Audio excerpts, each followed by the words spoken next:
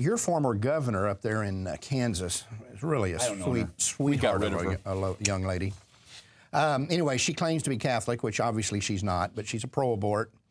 And I can vouch for that. We're talking Sebelius, I guess. You're talking about Kathleen Sebelius, who is now, of course, in the Health and Human Services Secretary under Obama. She was a big enough moral degenerate that he picked her out.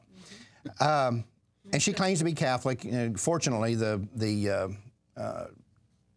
bishop up in, I guess it was Kansas City, said she shouldn't be taking communion. So somebody asked her about it. And she says, well, it's one of the most painful things I've ever experienced in my life. I am a firm believer in the separation of church and state, and I feel that my actions as a parishioner are different than my actions as a public official.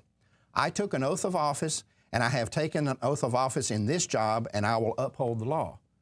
I want you to think, this all sounds very reasonable, right? And the average American out there who listens to this will think, oh, that sounds reasonable. I like that she did that. Right. But wait a minute. If you're a Christian and you're asked to take a job that you have to choose between your faith and doing your job, shouldn't you not do that job? If she was truly a Christian, her response would have been, look, if I'm going to have to do something as governor of Kansas or as the Health and Human Services Secretary that violates my Christian principles, then I'll give up the job. Instead, she says, no, I'll give up my faith. Right. You know, we've lost a word in our language years ago, and it's called heretic. And that's what this woman is. See, there's an ancient heresy that our forefathers had to deal with back in the 1st century called Gnosticism.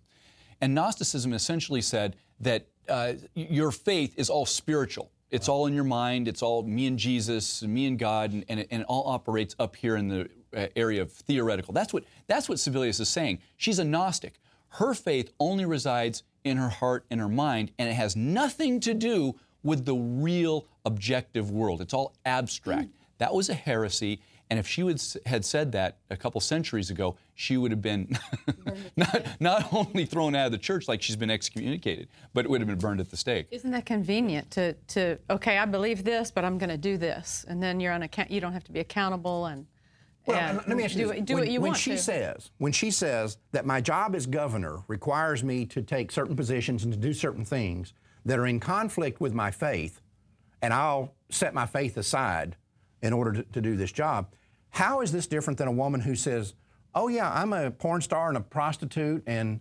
I do a lot of horrible things, but that's separate from my Christian faith. I'm still a good, Bible-believing, washed in the blood of Jesus Christian. I just happen to be a prostitute, and those are totally separate.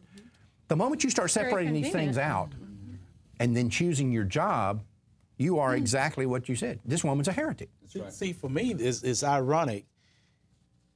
Here's a person, has no respect for God, has no respect for human beings, and she is placed over Health and Human Services? Right. To me, that shows a question of the person that appointed her there. Right. What are we talking about? Well, meanwhile, that means either he has a very wicked agenda, or he's a sorry leader. Right. Or both. You would never put somebody who has no respect for human beings and no respect for God in a position that's called Health and Human Services. No. Because you know what you're getting ready to put upon the people. But Johnny, don't these people, again, going back to what I said a moment ago, don't they understand that when you say, here's my Christian faith and here's my job, and in order to do my job, I've got to set my Christian faith aside, don't they understand what they're choosing? Yeah, well, the truth of it is they have no Christian faith. They were lying when they said it. Right. That's exactly what this woman was doing.